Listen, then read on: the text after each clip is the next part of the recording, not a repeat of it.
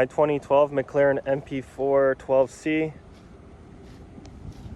So a couple things I've done to this car since I bought it.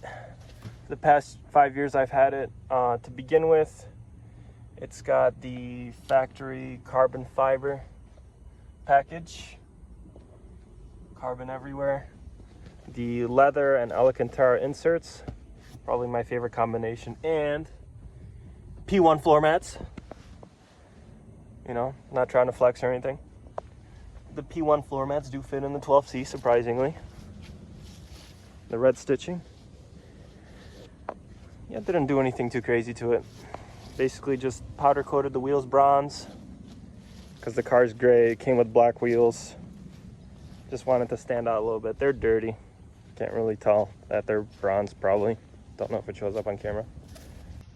So as far as the driving goes, very nice. Very nice car to drive. Feel the turbos. You feel that slight, not too much lag actually. It's pretty responsive. Hear those bad boys spooling up. Sounds really good when you got the windows open. Can't really tell too much from the engine bay. But it handles great, turns in really good when you're driving down a twisty road. It's absolutely incredible to drive, nothing like it. You know, they came out with this in 2012. They are very similar to the newer McLarens. Not much has changed. Not too many people know about it, but these cars are actually the foundation of pretty much all the newer McLarens. Uses this pretty much the same engine. Sometimes they like to board out. You know, the P1 has the same engine, the 3.8 with the hybrid drive. They just added bigger turbos, they tweaked the motor and all that stuff, so very similar. Explains why the floor mats actually fit in here. But overall, very, very good car drive. Rear wheel drive, so those tires break loose from time to time. These tires, these Nittos actually hold up a lot better than the other ones I had. I had some Goodyear Eagle F1s, which are track tires. Not a good choice for street driving. But I would say driving, very good. As far as the looks go, I know looks are very subjective. But me personally, I do like the more, I want to say streamlined look. I like the look better of the 12C versus the newer McLarens. I know some YouTubers out there like Rich Rebuilds or whatever, his most recent video talking about his 720 or whatever, he really likes the way that looks. I do like the way the 720s look, but I do really like I just like the amount of R&D. I love the history of you know, what McLaren did to come out with this car. This was, I feel like they probably put the most R&D and the most effort into designing this car and actually testing it, coming up with the design. I just love the history behind just the 12C itself. And I do believe it's a very special car just for the fact that,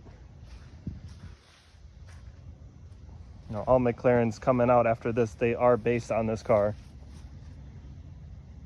So I think that's a pretty interesting fun fact. And the maintenance, man, the maintenance on this. Everybody's got something to say about the maintenance. I tell people I have a car like this, they all got something to say. Oh man, Pat, what's the maintenance like? How many times is it in the shop? Well, long story short, I really just do oil changes on it. I mean, it's just, I don't know, maybe that's just this car. Not exactly too sure. I mean, I haven't heard too many horror stories on it. I mean, you have some of your favorite YouTubers like Hoovie's Garage a few years ago. I had a video about how bad his MP4 12C was. But I do not have any major horror stories other than just, you know, the typical, you know, I had to change. Taillights were changed out. The ones I had before, they started cracking and had condensation, so that wasn't too bad. I got the new updated ones. They look slightly different. You can't really tell unless you really know what you're looking at. That was like a $2,000 fix. Nothing major. You know, have some spotting inside the headlights. Nothing too crazy. That's very common on these cars. This one doesn't have that. Electronics could be finicky, and by what I mean with being finicky, I just love the fact that I could never get over if you press this button, it just, you know, if you press it twice, it unlocks the door for you, which I think is really cool. It pops it open. Really do love the fact of that. These screens go out. I remember I had to replace those. Very easy fix. Did that myself. That was, I think, a couple hundred, maybe $200 or $300. Was not bad at all. It's got the original screen. Yeah, see, I had that delayed, just turned on right now. No idea why that was delayed right there, but sometimes does weird stuff like that. I know on a hot day, if I leave the car outside, sometimes the screen gets all glitchy, but usually ends up working. Don't usually leave the car parked outside, usually stays inside.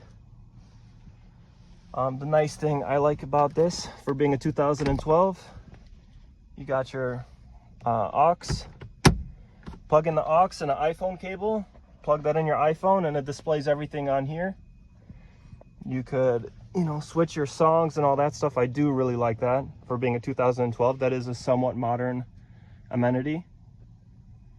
And no backup camera, but with the visibility, I would say the visibility is pretty good. You don't need a backup camera.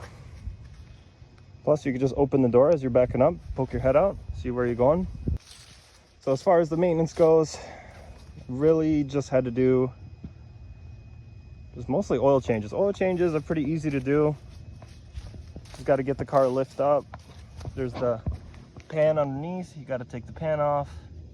You don't have to take this rear diffuser off, which is nice. You just get under there. There's an aluminum pan. I don't know, maybe 12 bolts or so.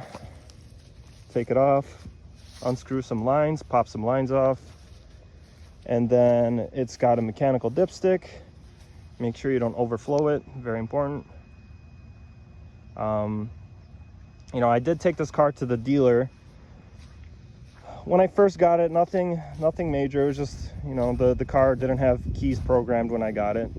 So I had to get the keys programmed. But sometimes the spoiler acts up. I never had to change any actuators or any sensors in the spoiler quite yet.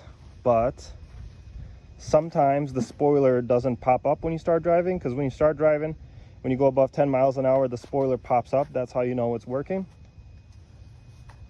And here and there it doesn't do that. Sometimes it acts up where it doesn't work at all. You could actually, while it's parked, you could lift up the spoiler and put it back down a few times. It resets it. So everything's pretty manageable. You know, there are little quirks and things, you know, with this car. So I don't want to just keep ranting about how good the car is. I mean, maybe I'm a little biased. I mean, I did keep this car for a pretty long time. I was not expecting to have it for 5 years. I mean, I know most people that have any type of exotic car or whatever. I mean, this is an exotic car. Anybody that's had a car like, or would have a car like this, they would have it usually for a short time. So I would say 5 years is somewhat long term. But I mean, it's got its quirks. I mean, it's minor things, but I do really like this car. I do like to take it out every here and there, and I do really enjoy it. Let me know your thoughts in the comments. Wouldn't mind if you would subscribe. If you guys would subscribe, that'd be great. I am going to be making more consistent videos. Do want to be uploading some of the other vehicles I have, some projects, some custom builds that I may be doing in the future. You guys are more than welcome to follow, subscribe, and check out my future videos. Thanks for watching.